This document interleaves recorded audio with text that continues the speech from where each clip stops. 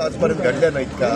मी त्या घटनांचं अजिबात समर्थन करत नाही, परंतु काही घडलं की लगेच सरकार बरखास्त करा. काही पोटळ आहे दादा? काही त्याला नियम कायदे कानून काही आहेत का नाही? उगीच उठायचं आणि प्रसिद्धी मिळवण्याच्या करता सरकार बरखास्त करा हे कसला पोरकटपणा आहे. दादा, राज ठाकरेंनी पुण्यात असं म्हटलंय, तर राज ठाकरेंनी पुण्यामध्ये असं एक विधान केलंय की मोकळी जागा दिसली की विकून टाक, बॅडमिंटन खेळण्याऐवजी कॅरम खेळा, अशा पद्धतीचं चाललंय. पुण्यात मोकळी जागाच राहिलेली नाही. माझ्या माहितीप्रमाणे तसं नुसतं बोलण्यापेक्षा कुठल्या ठिकाणी आरक्षण असताना आरक्षण बदललं गेलं ते आम्हाला सांगा.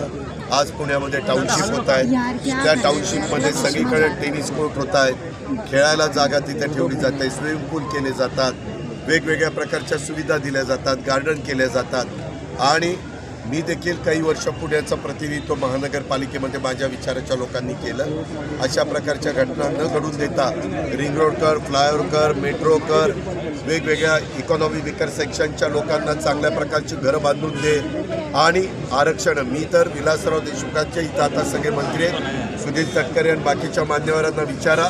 विलासराव देशमुख मुख्यमंत्री असताना एक ठराव आम्ही कॅबिनेट निर्णय घेतला की कुठलंही आरक्षण हे जर ग्राउंडवर असेल, मैदानाचं आरक्षण काढायचं झालं तर तो अधिकार नगर विकास विभागाला नाही, मंत्र्याला नाही, राज्यमंत्र्यांना नाही, सचिवाला नाही, त्याला कॅबिनेट पुढे यावं लागेल. का तर ते मैदानं चांगली राहावीत, मोकळी जागा राहाव्यात, त्याकरता तो निर्णय घेतलेला आहे. आज पण कुठलाही जर प्रसंग आला काही कारणानिमित्त एखाद्या मैदानावर कोपऱ्यावर टाकी करायची असली उंच पाण्याची तर कॅबिनेट पुढे विषय येतो.